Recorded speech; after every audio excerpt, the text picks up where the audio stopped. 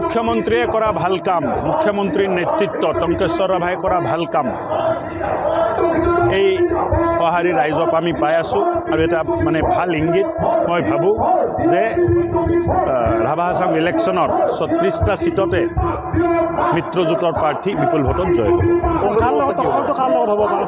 টংগৰটো নিজৰ মাজতে আছে যে কোনটো সিটে কোনটো মানে সবচে বেছি ভোটত জিকিব পাৰে,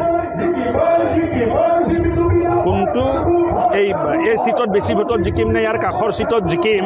তেখেতসকলে ক'লে যে বেলেগ দলৰ লগত প্ৰতিদ্বন্দ্বিতা নাই, আমাৰ নিজৰ মাজতে লাগিছে যে মই বেছি ভোটত জিকিম নে মোৰ কাষৰ মিত্ৰজোঁটৰ প্ৰাৰ্থী বেছি ভোটত জিকিব।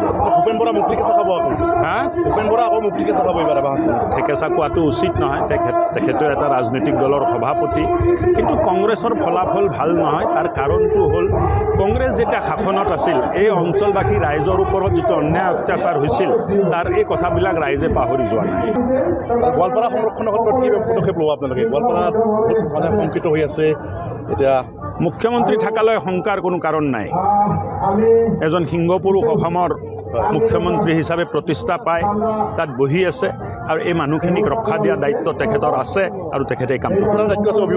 মোৰো আছে, মইতো তেখেতে দিয়া মাৰ্গদৰ্শনতে আমি কাম কৰি আছোঁ, কিন্তু তেখেত থকালৈ কোনো চিন্তা কৰাৰ কাৰণ নাই আৰু তেখেত এতিয়া আছে বহুত দিনলৈ।